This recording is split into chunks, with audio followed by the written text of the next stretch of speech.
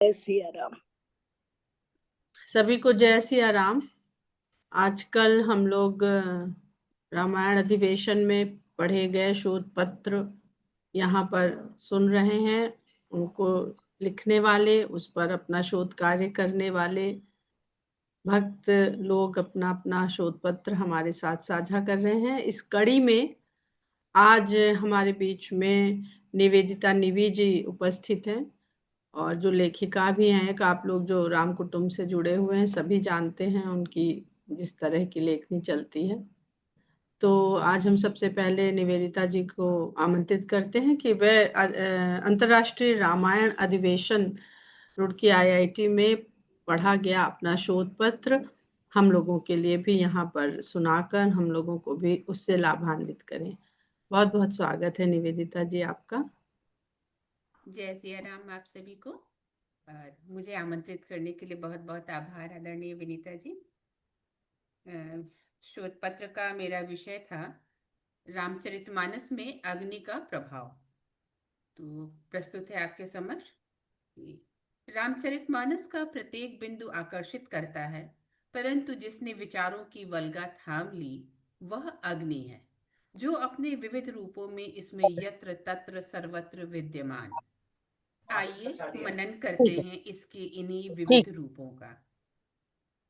अग्नि, आग, पावक, अनल किसी भी नाम से संबोधित करें, यह जितनी पावन होती है उतनी ही दाहक भी होती है। निवेदिता जी, आप एक बार जी। जरा बिना इसके बोल के देखिए, आवाज धीमे आ रही है। बिना इसके बोल कर दे, ये हमेशा जूम में बहुत इफेक्टिव नहीं है। अब आप एक सेंटेंस बोलिए। जय सिया राम। अभी आ रही आवाज? हाँ, आवाज आ रही है। और लोग बताइए, पहले से स्पष्ट आ रही है आवाज कि पहले ठीक जी थी? हाँ जी हाँ। नहीं, अभी काफी ज्यादा ठीक है। जी, अच्छा। थैंक हाँ, यू। थोड़ी इसमें बेटर है। हाँ सही। सही है, सही। जी, आप बस थोड़ा सा अपना जो मुंह है ना वो थोड़ा हम्म। पास रखेंगी तो और बढ़िया आएगी आवाज।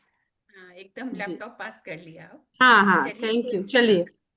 पुनः प्रारंभ करती हूँ। जय जी सिया राम। मैं आज अपने शोध पत्र के साथ आपके समक्ष उपस्थित हूँ। तो इसमें मैंने लिखा है रामचरितमानस के अग्नि के विविध रूप और उनका असर प्रभाव। तो रामचरितमानस का प्रत्येक बिंदु आकर्षित करता है, परंतु जिसने विचारों की वल्गा थाम ली वह अग्नि है, जो अपने विविध रूपों में इसमें यत्र तत्र सर्वत्र विद्यमान है। आइए मनन करते हैं इसके इन्हीं विविध रूपों का। अग्नि, आग, पावक, अनल किसी भी नाम से संबोधित करें, यह जितनी पावन होती है उतनी ही दाहक भी होती है। यह अपनी विकट भूखी ज्वाला में सब कुछ हजम कर जाती है, परंतु यही अग्नि जब रामचरितमानस के विविध प्रसंगों में उपस्थित होती है, तब शीतल और पावन होने के साथ ही संदेशप्रद भी होती है। कहा भी गया है कि जैसा स्वभाव वैसा भाव। हम्म, मानस की प्रकृति में, उसके स्वभाव में हम्म, ही है उसको अपनाने वालों को विकार रहित करना। इसलिए इसमें विविध रूपों में अपनी उपस्थिति दिखाती हुई अग्नि हम्म। सिर्फ प्रकृतिगत विकारों को ही जलाकर सब कुछ पावन करती चलती है। आज मैं उन्हीं विकारों को इंगित करने का प्रयास कर रही हूँ। सामान्यतया अग्नि दो प्रकार की होती है। पहली, जो स्थूल आंखों से बहुत लोगों को एक साथ भी दिखाई दे सकती है। दूसरी अग्नि वह है जो दिखाई तो नहीं देती है परंतु अनुभव की जाती है। वह है अंतर्मन की अग्नि, जो मन की दुर्बलता को दूर कर देती है। रामचरितमानस में दोनों प्रकार की अग्नि दिखाई देती है। साथ ही कहीं कहीं पर दोनों प्रकार की अग्नि एक साथ ही दृष्टि में आती है। वह अग्नि जो दृष्टव्य होने के साथ ही अंतर्मन में भी अपनी तीव्र दाहकता से दस्तक देने लगती है। ऐसा ही प्रसंग आता है जब राक्षसों के अत्याचार से त्रस्त हुए शरभंग मुनि का राम की प्रतीक्षा करते हुए निराश होकर अग्नि प्रवेश करने का तुलसीदास जी ने वर्णन किया है। असुरों द्वारा नित्य प्रतिदिन यज्ञादि में व्यवधान उपस्थित करने, प्रताड़ित करने से क्षुब्ध हुए शरभंग मुनि राम की प्रतीक्षा कर रहे थे, परंतु उनके आने में हो रहे विलंब से दुखी होकर आत्मदाह के लिए बनी चिता में प्रवेश कर जाते हैं। स्वनिर्मित चिता में जलते हुए मुनि राम के अंतर्मन में आक्रोश की अग्नि को अलग ही तीक्ष्णता दे जाते हैं। इस प्रकार दोनों प्रकार की अग्नि का एक और प्रसंग है हनुमान जी द्वारा लंका के भीषण दहन का। लंका का यह अग्निकांड हनुमान जी, जिनको सीता जी ने अपना पुत्र माना था, के आक्रोश की अग्नि प्रतीत होती है। सामर्थ्यवान पुत्र अपनी मां के अपहृता रावण की नगरी लंका को जलाकर उनके अपमान का प्रतिशोध लेते हुए चेतावनी सी देता है कि आतताई अपनी परिधि में रहे और माता सीता को ससम्मान वापस राम तक पहुंचाए। उसके ऐसा नहीं करने पर राम के आने पर उनकी विजयश्री की मार्ग में आने वाली संभावित बाधाओं को नेस्तनाबूद करने का भी यह एक प्रयास था, जिसमें लंका के आयुध भंडार के साथ ही वहां के निवासियों का आत्मबल भी नष्ट हो गया था। लंका दहन एक पुत्र एवं एक भक्त के समर्पण का ज्वलंत उदाहरण है। मानस में अग्नि का एक और चर्चित प्रसंग लंका विजय के पश्चात राम के पास वापस जाने पर सीता की अग्नि परीक्षा का है। यद्यपि इस प्रसंग से संबंधित कई उपकथाएं भी हैं, तथापि यदि साधारण मनुष्य के समान समझें तब भी यही लगता है कि राम राज्य की आधारशिला यहीं पड़ गई थी। यह स्पष्ट परिलक्षित होता है कि नियमों के समक्ष राजा हो या प्रजा सब समान हैं। तथापि आध्यात्मिक दृष्टि से देखा जाए तब यह प्रसंग इंगित करता है कि अग्निदेव को सीता की छाया को अर्पित कर शक्ति के मूल पावन तत्व असली वैदेही को वापस लाने का ही था। मुझको इसका एक और ही अर्थ ज्यादा मोहक लगता है, जो सबसे नाजुक समझी जाने वाली स्त्री के प्रतीक के रूप में पूरे वनवास काल में सबसे अधिक मुश्किलों का सामना माता सीता ने ही किया था, और इसका सामना करने में सहायक बना उनका आत्मबल, जिसने अशोक वाटिका में एक नन्हे से तिनके को कवच सरीखा बना लिया था। एक तरह से सीता जी ने आमजन में यह विश्वास भरने की प्रेरणा दी कि कोई कितना भी असहाय क्यों न लग रहा हो, यदि वह आत्मबल को साधे रहे तब विकटतम दुष्कर परिस्थितियों का भी सामना कर सकता है। साथ ही यह भी बताता है कि यदि विश्वास प्रबल हो तो सबसे दुर्बल और उपेक्षित जीव अथवा वस्तु भी उस तिनके के समान सशक्त सहारा बन सकता है। यद्यपि इस विषय में एक और भी उपकथा है जिसे दृष्टि की अग्नि भी कह सकते हैं। विवाह के पश्चात जब सीता जी ने अपनी पहली रसोई में मिष्ठान्न परोसते समय एक घास का तिनका हवा से उड़कर राजा दशरथ की थाली में गिरते देखा, तब उन्होंने अपनी क्रोधित एकाग्र दृष्टि से घूर कर उसको राख कर दिया था। यह देखकर दशरथ जी ने सीता जी से वचन लिया था कि वह अपनी इस शक्ति का उपयोग कभी नहीं करेंगी। लंका में उन्होंने अपने इसी वचन के कारण अपनी इस शक्ति का उपयोग रावण पर न करके केवल मर्यादा बनाए रखने के लिए तिनके का सहारा लिया। यह घटना उनकी आंतरिक शक्ति का प्रतीक है, जिसे उन्होंने मर्यादावश रावण पर कभी प्रयोग नहीं किया। दिखाई देने वाली अग्नि का तीसरा प्रसंग है कामदेव के जलने के समय का। कामदेव प्रतीक हैं इच्छाओं के, जाजल्यमान कामनाओं के। अन्य देवताओं की इच्छा पूर्ति करने के लिए वो शंकर भगवान की तपस्या भंग करने की कामना लेकर गए थे, परंतु भोलेनाथ के तीसरे नेत्र के खुलते ही स्वयं ही भस्म हो गए। यह प्रसंग इंगित करता है कि इष्ट के पास सिर्फ उनको पाने की और स्वयं को उनके प्रति समर्पित करने की ही कामना लेकर जाना चाहिए, न कि उनको अपनी इच्छानुसार परिवर्तित करने के। रामचरितमानस में इस अग्नि के अतिरिक्त भी कई प्रकार की अग्नि और उसकी दाहकता बिंब के रूप में दिखाई देती है। मन की अग्नि के रूप में प्रकट नहीं होते हुए भी, या कह लीजिए कि दिखाई नहीं देते हुए भी अनेक स्थानों पर उपस्थित होती है। इस श्रेणी में सबसे पहले ध्यान आकर्षित करता है कैकेयी के मन का दावानल, जो स्वयं के अस्तित्व को कलंक की अग्नि में आहुति देकर राम को मर्यादा पुरुषोत्तम बनाने की इच्छा शक्ति की अग्नि से प्रज्वलित होती है। यदि कैकेयी वचन में राम का वनवास नहीं मांगती, तब राम के वनगमन की परिस्थिति ही नहीं आती और वह अन्य राजपुत्रों के समान एक साधारण राजपुत्र ही रह जाते, जो इतिहास नहीं बना पाते, अपितु इतिहास के पन्नों में कहीं खो गए होते। इसी प्रकार की अग्नि दृष्टि में तब भी आती है जब वह कर्तव्य एवं सामाजिकता के आवरण में है। जब विश्वामित्र के अनुरोध पर यज्ञ की रक्षा के लिए उनके साथ राम एवं लक्ष्मण को भेजने को से दशरथ को विवश करती सी दिखाई देती है। अग्नि अपनी तीव्रतम दाहकता के साथ तब भी परिलक्षित होती है जब दशरथ कैकेयी को दिए गए वचनों को पूरा करने के लिए अपने हृदयांश राम को 14 वर्षों के वनवास पर जाते देखते हैं और उनके अपने कुल की परिपाटी कि प्राण जाए पर वचन नहीं जाई की परंपरा का पालन करने की विवशता की कुंठा से प्रज्वलित क्रोधाग्नि उनके अपने प्राणों की आहुति भी ले लेती है। दोबारा भी राम के रूप में एक सामाजिक चेतना की अग्नि प्रज्वलित हुई थी, जिसने अयोध्या के राजमहल से निकलकर लंका तक के नामालूम से कंकर कंकर को भी अन्याय के विरुद्ध प्रतिरोध करता पत्थर बना दिया था और सामान्य वनवासी एवं पशु पक्षी भी दिव्यास्त्रों के सम्मुख चट्टान बनने को तत्पर हो गए। पारिवारिक सद्भाव एवं रिश्तों के सामंजस्य की पावन अग्नि भी गुनगुनी गर्माहट दे जाती है जब राम के वन गमन पर, चाहे वो ऋषि के मांगने पर यज्ञ की सुरक्षा के लिए वन जाना हो अथवा कैकेयी के वचनों के परिणाम स्वरूप का वन गमन हो, हर बार लक्ष्मण राम का अनुगमन करते हैं। इस श्रृंखला में भरत भी कहीं पीछे नहीं है। वो अयोध्या के राज सिंहासन के स्थान पर राम के हृदय के सिंहासन की आकांक्षी प्रतीत होते हैं जब वह उनके प्रतिनिधि के रूप में नंदीग्राम में और शत्रुघ्न अयोध्या में रहकर राज्य की व्यवस्था को सुचारू रखते हैं। इसी कड़ी में क्रोध और शर्मिंदगी की अग्नि प्रकट होती है राम के वनवास के कारण के रूप में स्वयं को पाकर अपनी मां कैकेयी को दोषी मानते हुए भरत के द्वारा उनके त्याग के रूप में।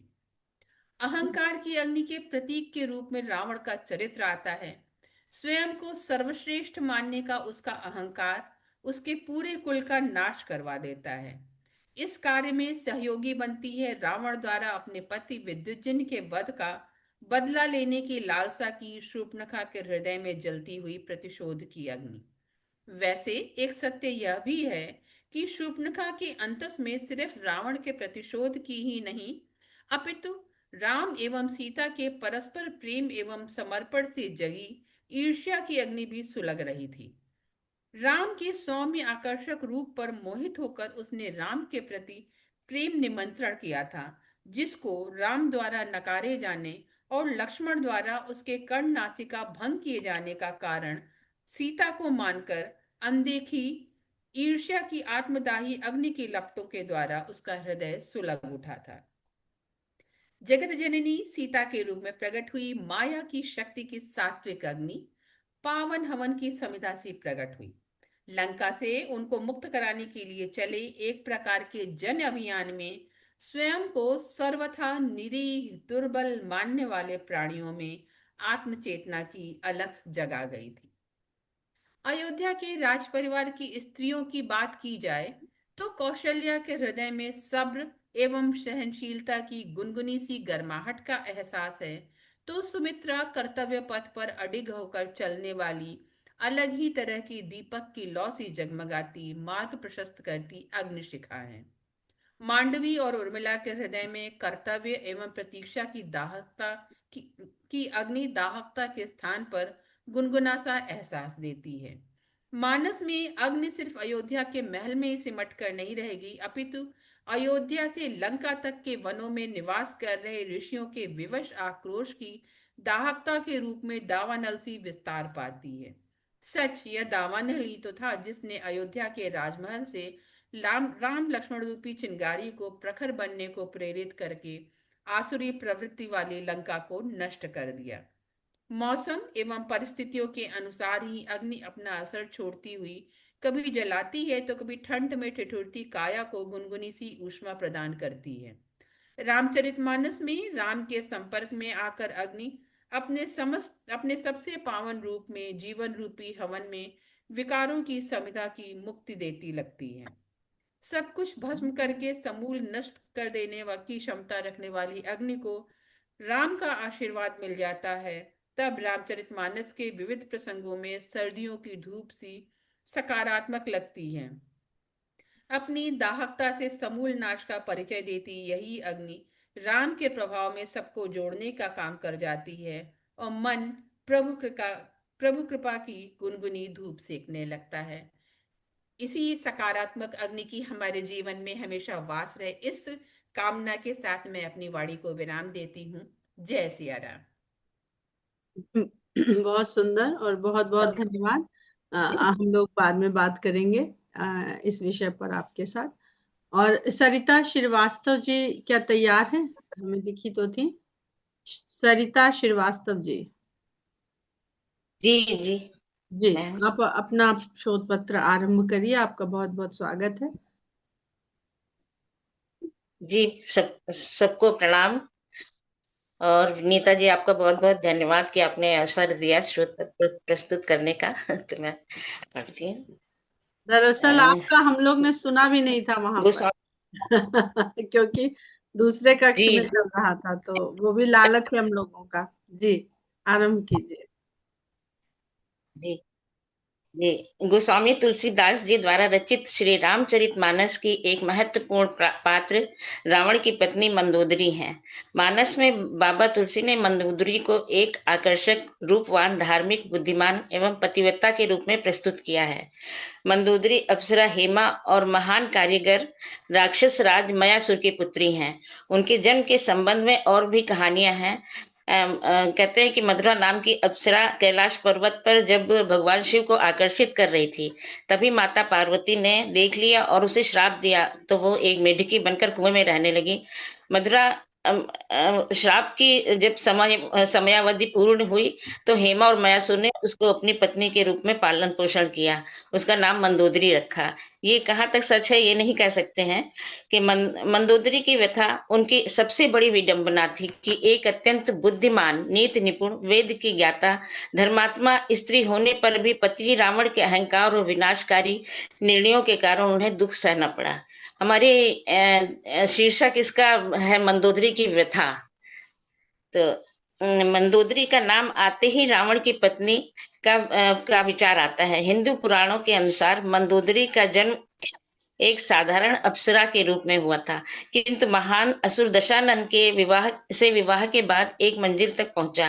कहते हैं एक बार रावण मयासुर से मिलने गया और उसकी अतीव सुंदर पुत्री को देखकर मंत्रमुग्ध हो गया, जैसा कि उसकी प्रकृति थी, और मयासुर के समक्ष विवाह का प्रस्ताव रखता है। मयासुर जानते थे कि वो दुराचारी एवं क्रूर प्रकृति का है, फिर भी ब्रह्मा के कुल का, ऋषि पुलिस्त का पोता और ऋषि विश्वा का पुत्र जानकर रावण और मंदोदरी के विवाह के लिए तैयार हो गए। आज जैसा कि आज भी लोग करते हैं, खानदान परिवार देख लेते हैं कि कैसा है, तो बेटी का विवाह कर देते हैं अच्छे परिवार में। तो मंदोदरी भी रावण के कुकृत्य ऐसे परिचित थी, फिर भी भयवश विवाह करना पड़ा। इस प्रकार मंदोदरी रावण की पटरानी बनी। उनके 3 पुत्र मेघनाद, अधिकाय, अक्षय कुमार हुए। मंदोदरी बहुत समझदार और ज्ञानी स्त्री थी। वे अपने पति को सदा अच्छी सलाह ही देती थी। अपने पति के मनोरंजन के लिए शतरंज के खेल का आरंभ भी मंदोदरी ने ही किया था। द्रौपदी, तारा, अहिल्या और कुंती की भांति मंदोदरी भी पंचकन्या में सम्मिलित हैं। इनके प्रतिदिन स्मरण से समस्त पाप धुल जाते हैं। ये विवाहित होते हुए भी कन्याओं की भांति पवित्र मानी गई हैं। मंदोदरी को पता था कि रावण एक बहुत अहंकारी है और वो जिस राह पर चल रहा है उसका विनाश निश्चित है। जब वो माँ सीता का हरण करता है, तब महान रानी मंदोदरी बहुत विनती करती हैं कि सीता जी को वापस कर दो और राम से क्षमा मांग लो, किंतु वो नहीं मानता। बार बार रानी मंदोदरी का अपमान करता है। वे बहुत दुखी और अपमानित महसूस करती हैं जब रावण उनके सामने ही सीता को मनाने के लिए कहता है कि कह रावण सुन सुमुखी सयानी, मंदोदरी आदि सब रानी, तब अनुचरी करहु पन मोरा, एक बार विलोक मम ओरा। तब मंदोदरी जैसी ज्ञानी, गुणवती और अत्यंत सुंदर रावण की पटरानी को कितना आघात लगा होगा जब राम की लंका पहुंचने की खबर जब लंकापति रावण के राजमहल तक पहुंची, तब रावण की पत्नी मंदोदरी डर गई। वो तुरंत अपने पति के पास गई और उनसे अर्ज करती है कि वो युद्ध ना करें और सीता को राम के पास सही सलामत भेज दें। कहती है कि तुम उनकी पत्नी को चुरा कर ले आए, तुम्हारी हिम्मत नहीं हुई कि लक्ष्मण की खींची हुई रेखा तक लांग पाते। जिससे रावण चिढ़ जाता है और कहता है, नारी स्वभाव सत्य सब कहाही, अवगुण आठ सदा उर रहाही। साहस अनृत चपलता माया, भय अविवेक असोच अदाया। रावण अपनी पत्नी की बात सुनने के बाद स्त्रियों में 8 गुणों के बारे में बताता है कि स्त्रियों में पुरुषों की तुलना में साहस अधिक होने का दिखावा करती हैं, बात बात में झूठ बोलती हैं, अत्यधिक चंचल तिर्या चरित्र और दिखाती हैं, माया रचती हैं, डरपोक होती हैं और विवेकशील तो बिल्कुल ही नहीं होती हैं, पवित्र और निर्दयी होती हैं। जबकि ये सब गुण उसके बिल्कुल मंदोदरी के स्वभाव के बिल्कुल ही विपरीत हैं। सारे अवगुण तो रावण में ही थे। तो वो स्वयं किंतु वो स्वयं भयभीत है, किंतु दिखावा करता है कि और जोर से हंसता हुआ सभा में चला जाता है। और वो जबकि रावण स्वयं सोचता है कि उसको पता है कि राम परब्रह्म के रूप में अवतरित हुए हैं, तो सोचता है कि सुर रंजन भंजन महिभारा, जो भगवंत लीन अवतारा, तो मैं जाय बैर हट करहूं, प्रभु सर प्राण तजे भवतरहूं।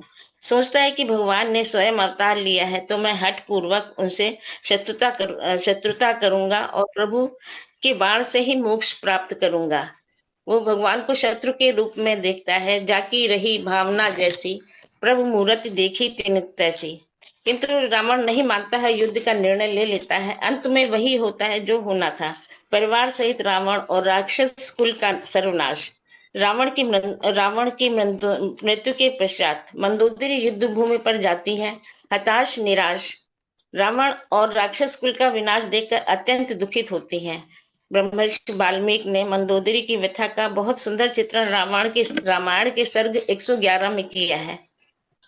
मंदोदरी रावण के बल, परिवार और पौरुष के विषय में कहती हैं, विलाप करती हैं। आपके भाई कुबेर हैं, इंद्र भी आपसे भय खाते थे। जब आप क्रोध धारण करते थे तो देव दानव ऋषि मुनि यक्ष गंधर्व सब भाग जाते थे। व्यंग करती हैं कि आप एक साधारण वनवासी के हाथों मारे गए। राजन, लज्जा नहीं आती आपको? वे साधारण स्त्री की भांति रोती नहीं है। आप तीनों लोगों पर विजय प्राप्त करने वाले वीर योद्धा एक मानव द्वारा मारे गए। राम के रूप में काल ने स्वयं आपका वध किया। जिस दिन खर और बड़े बड़े राक्षसों के वध का समाचार मुझे मिला और हनुमान ने आपकी सब तरह से सुरक्षित लंका में प्रवेश किया, आपके पुत्र को मारा और लंका ध्वस्त कर दी, उसी दिन मैं समझ गई थी राम कोई साधारण मानव नहीं है, पर पृथ्वी को भय मुक्त करने के लिए स्वयं ब्रह्म राम ने के रूप में अवतरित हुए हैं। आपको बहुत समझाया कि आप राम से बैर ना करें, किंतु आप नहीं माने। आपके महल में सीता से भी रूपवती स्त्रियां हैं, किंतु आप काम के वश में हो गए। हे आर्य, यह सीता कुल रूप गुण किसी भी प्रकार मेरे बराबर नहीं है। सीता ही आपके लिए मृत्यु का कारण बनकर आई। मेरा पुण्य बहुत थोड़ा था, इस कारण ये वेदना झेलनी पड़ रही है। आपके कारण ही एक साधारण विधवा स्त्री के समान हो गई हूँ। आपका सुंदर बलशाली शरीर जो आभूषणों से सुसज्जित रहता था, आज पृथ्वी पर पड़ा है। मैं सदैव गर्व से भरी रहती थी, भयहीन होकर रहती थी। मेरे पिता राक्षस राज मयासुर, मेरा बेटा इंद्रजीत और त्रिलोकी मेरा पति दशानन रावण। किंतु आज राम के बाणों ने आपको ऐसा बेधा है कि एक अंगुल की भी जगह नहीं है बची। आप कहते थे कि मैं मृत्यु की मृत्यु हूँ, फिर भी राम द्वारा मारे गए। आपकी मृत्यु के पश्चात भी मैं जिंदा हूँ, कितनी पाषाण हृदय हूँ। मंदोदरी कहती हैं, आपने युद्ध में कभी पीठ नहीं दिखाई, कभी कायरता का परिचय नहीं दिया, किंतु देवी सीता का चुपके से हरण करके आपने कायरता दिखाई। वही आपके विनाश की सूचना थी। किंतु पथ भ्रष्ट होने के बाद आप प्रायश्चित कर लेते तो यह दंड नहीं मिलता। मेरा सर्वनाश न होता। मंदोदरी बहुत व्यथित हैं। अंत में रोते हुए वे रावण के वक्ष पर गिर पड़ती हैं। परंपरा के अनुसार विभीषण से उनका विवाह प्रस्तावित था, किंतु वे नहीं करना चाहती थी। बाद में लंका को सही दिशा में लाने के लिए विभीषण से विवाह कर लेती हैं। अंत में मंदोदरी का चरित्र बुद्धिमत्ता, निष्ठा और सही का साथ देने जैसे गुणों के कारण आज भी प्रासंगिक है, जो चुनौतीपूर्ण परिस्थितियों में भी संतुलन और नैतिकता का मार्गदर्शन करते हैं। आज के युग में मंदोदरी का उदाहरण नैतिक मार्गदर्शन और विवेकपूर्ण सलाह के महत्व को दर्शाता है। मंदोदरी जानती है कि क्या सही है और क्या गलत है। अपने पति को सदैव सही रास्ते पर चलने की सलाह देती हैं। इससे यह परिलक्षित होता है कि बुद्धिमान व्यक्तियों के लिए गलत निर्णयों का विरोध करना भी आवश्यक है, भले ही वो कितनी भी धर्म विरुद्ध शक्तियों के बीच में क्यों न हो। वो एक धर्मनिष्ठ पत्नी के रूप में अपने कर्तव्यों का निर्वहन करती हैं और बुद्धिमानी के साथ सलाह भी देती हैं, जो आज के परिवेश के लिए महत्वपूर्ण सीख है। मंदोदरी की व्यथा न केवल एक स्त्री के दुख की कहानी है, अपितु वो इस बात का भी प्रतीक है कि जब अहंकार और मूर्खता ज्ञान और धर्म पर प्रभुत्व कर लेते हैं तो विनाश निश्चित है। अब 4 लाइनें लिखी है इसी पर। रावण नहीं रहा। मंदोदरी रणांगन में पहुंची। कुछ ही दूर चली थी, देखा प्रियतम का रथ छिन्न भिन्न। विचलित मन, सजल नेत्र, चित्कार उठी। निश्चेत हुई पुत्रों परिजनों के शवों को क्षत विक्षत देख। मैं अभागिन हाय अपने पुत्रों को कैसे भूलूं। मांग भी सुनी, कोख भी सुनी, दुनिया बिखर गई, व्यथा भी दुनी। दिग दिगंतर विलाप फैला हुआ। कौन कैसे किसको ढांढस बंधाए, अपनी ही व्यथा भारी। सोचती राम अवतारी, जिसने मेरी कोख उजाड़ी, मांग उजाड़ी, पूछूंगी उससे क्या आवश्यक था युद्ध। दया निधान प्रभु बैठे सागर तीर, चिंता मग्न रण के प्रभाव से। देखी पतिव्रता की छाया, बोले हे करुणामयी माता, देती संदेश लखन आ जाता। बोले प्रभु उत्तम कुल में जन्मा था, परम प्रतापी ज्ञानी था, उसका ना कोई सानी था। देने आई उलाहना, देखे राजीव नयन के सजल नेत्र। भाव शून्य मिटी सब व्यथा, निहारती प्रभु चरण अपलक। धन्यवाद।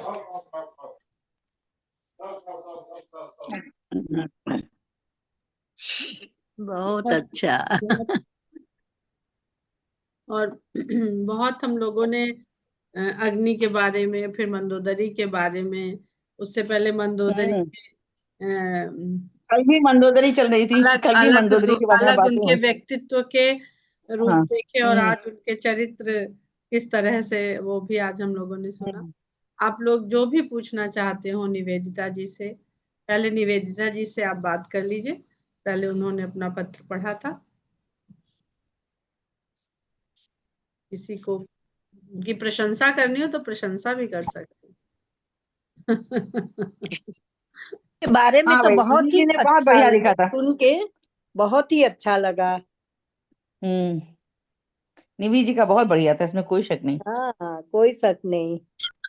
नहीं, वो लिखती भी अच्छा है, बोलती भी ज्यादा अच्छा है, हाँ प्रेजेंटेशन बहुत तो अच्छा हम है। लोग हाँ। हमेशा समझते हैं अग्नि को ऐसे समझते हैं कि निगेटिव उससे लेते हैं कि भाई मिटाने वाला है, मगर इन्होंने कहा ना मन की जो दुर्बलता है वो दूर करती है अग्नि। नहीं, सही जैसे बात अग्नि सही है, हो। बात है। हाँ। अंदर की जो अग्नि है। यस, बहुत मतलब बहुत अच्छा बोला इन्होंने अग्नि को लेके। बड़ा सागर भी था, बहुत बहुत प्यारा अच्छा था। बोला। हाँ, हर बहुत तरह बढ़िया की बोला। अग्नि का इन्होंने बताया, हाँ, बहुत अच्छा लगा। बिल्कुल और बिल्कुल, बहुत ही पूरी प्यारा तरह बोला। की अग्नि पूरे रामायण में वो वर्णन हम्म कहाँ कहाँ से प्रसंग लेकर कैसे जोड़ा, उठाया, बिल्कुल। कैसे बिल्कुल, प्रस्तार था, बहुत ही अच्छा लगा। बहुत सुंदर। बहुत बहुत धन्यवाद सीक्वेंस सभी का। में। आप और सरिता जी ने भी बहुत सरिता जी अच्छा, से बात कर सकते हैं जी। सरिता जी। बहुत सुंदर सरिता जी ने भी उनके बारे में बताया, मंदोदरी जी के बिल्कुल इतिहास। बिल्कुल। और एक हाँ, स्त्री से कनेक्ट किया उन्होंने, उसको बहुत अच्छा लगा। बिल्कुल। बहुत अच्छा लगा। हम्म बिल्कुल सही। हम्म तो अभी सरिता ने हम बहुत बहुत अच्छा बोला। हाँ। रिकॉर्डिंग बंद करते हैं और हम लोग राम चर्चा के बारे में थोड़ी सी बात कर लेते हैं। सभी से जय सिया राम।